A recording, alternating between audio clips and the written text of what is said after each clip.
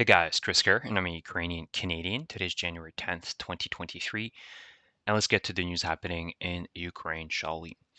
So the first slide I wanted to discuss, it's an interesting article coming from the Financial Times, and it's about China's plan to reset its economy and win back some friends.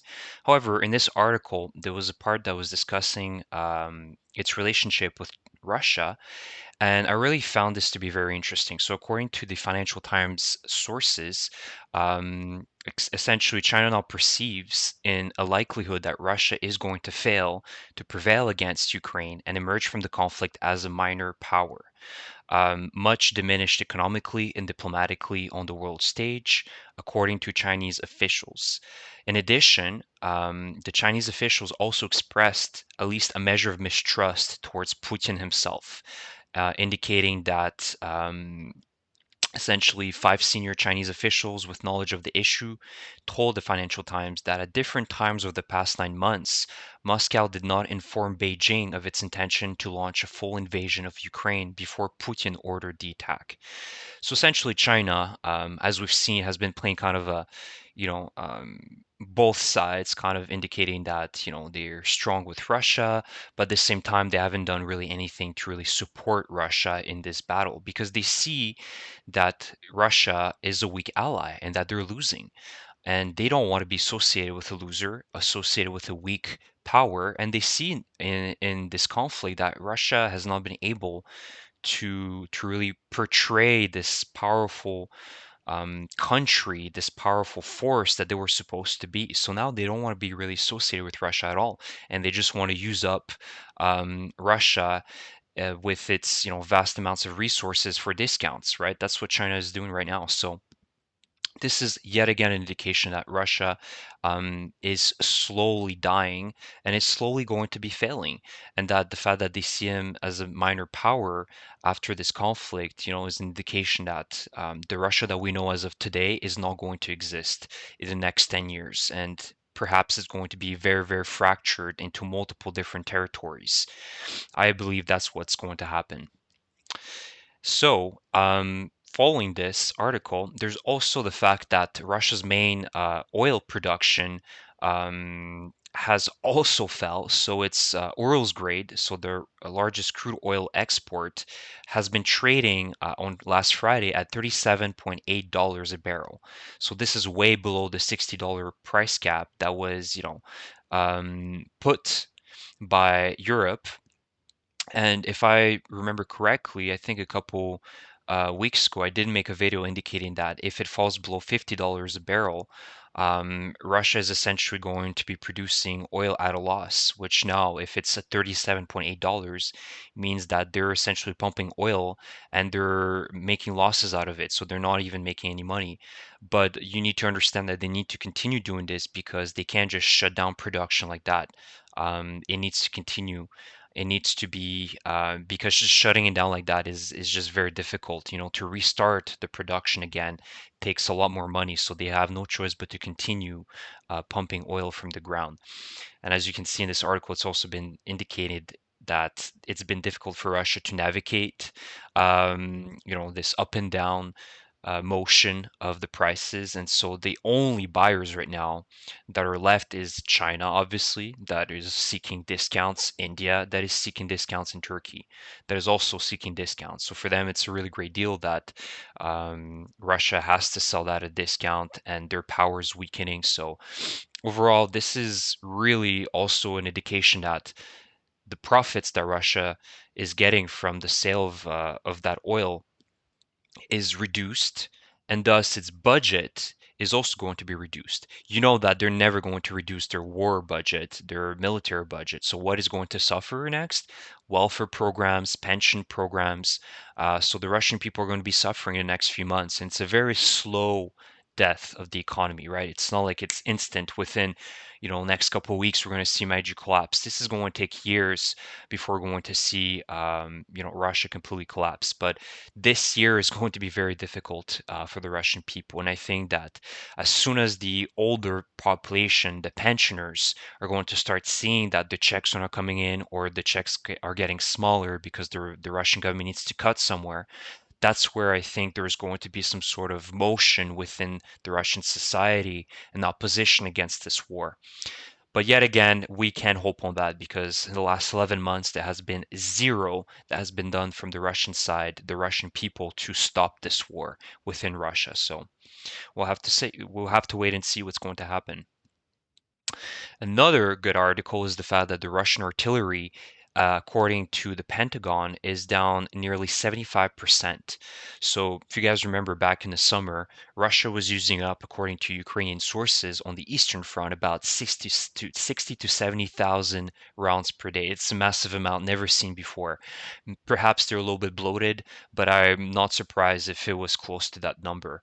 At least even if you would say half of it, 50%, that's about 30 to 35,000 rounds are being used every day back in the summer.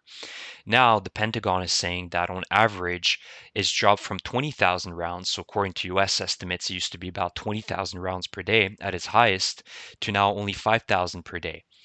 Um, Obviously, this is a sign of a wear and tear. Russia does not have the capacity to produce the shells and the ammunition that it used to be able to do back in the Soviet Union because of its industries completely collapsing and Russia just not being able to keep these massive wartime industries in modern day Russia.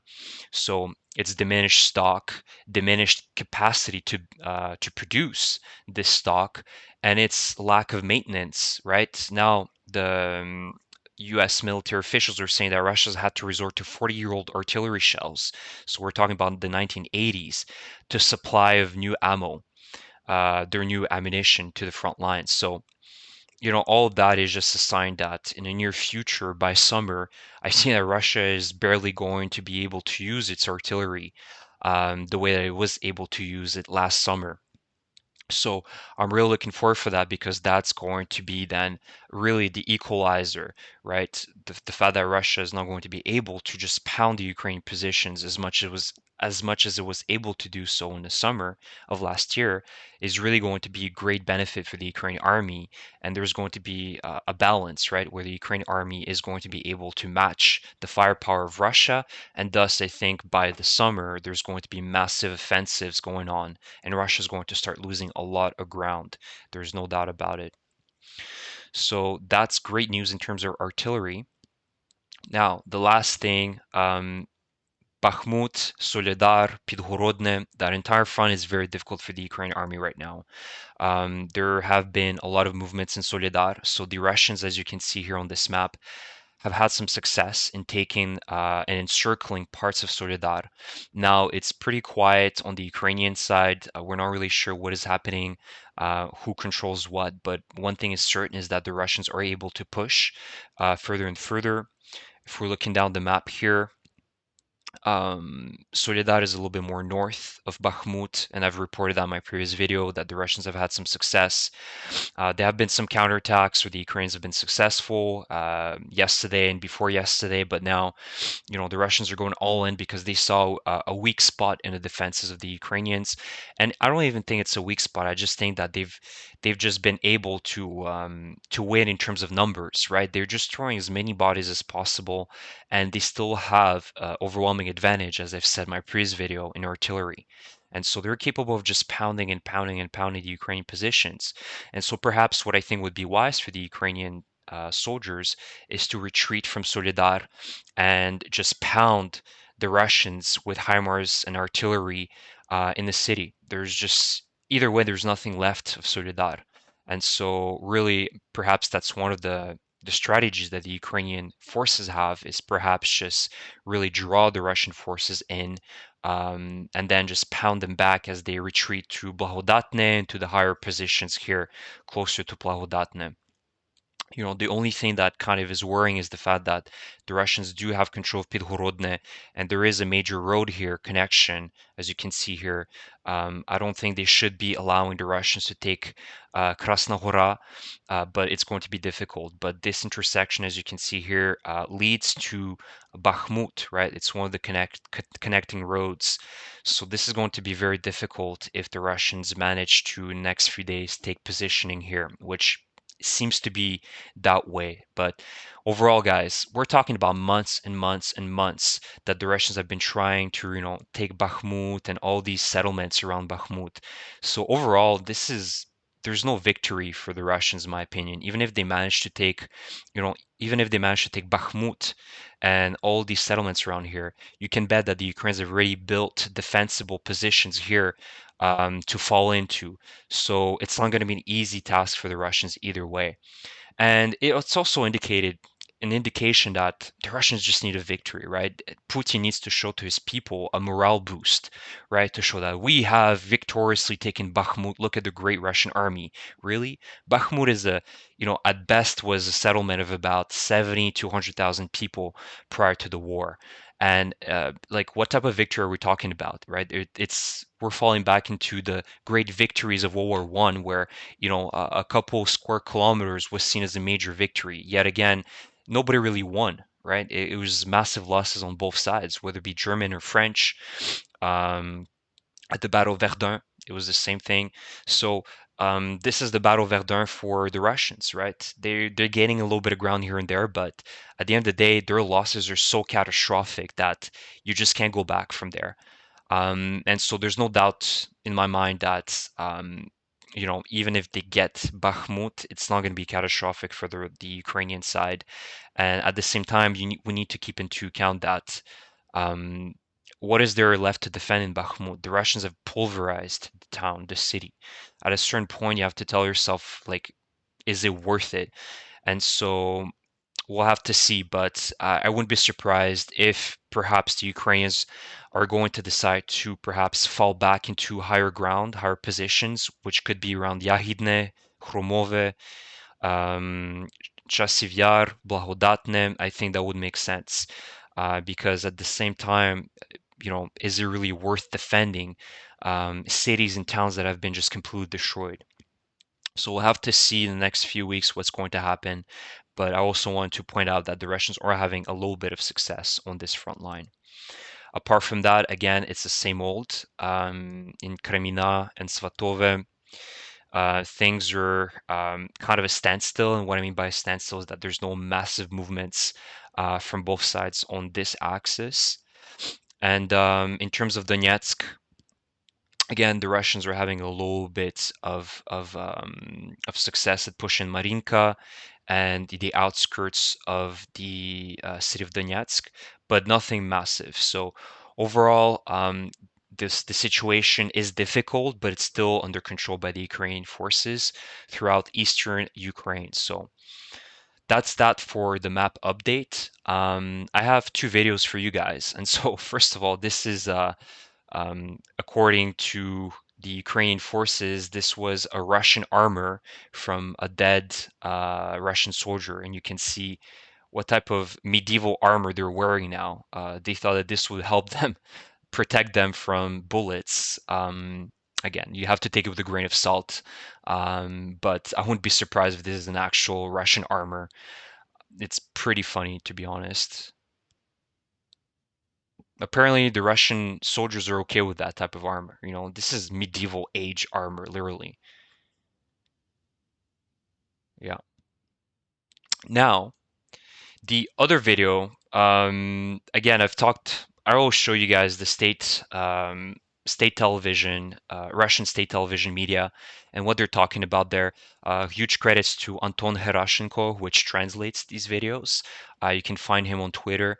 It's always interesting to see what they're talking about. But the thing that always bothers me is how casually, Russia is just dangling this nuclear talks that they can just bomb, strike, do nuclear strike on France, on England, and just get away with it, right? Like it's just so casually talked on Russian state television. So let's hear what they have to say here. So, no, a preemptive strike. Macron supplies the tanks, and we give them a preemptive strike against France as a party to the conflict. And then they go on saying the same thing for Germany.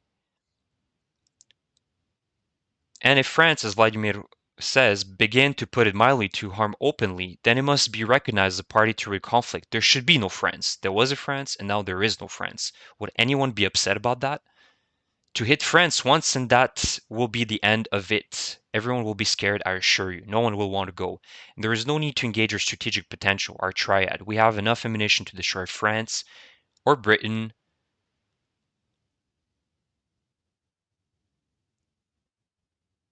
It's better to decide, because those who don't know where to flee to are now running away from France to Britain, then back again.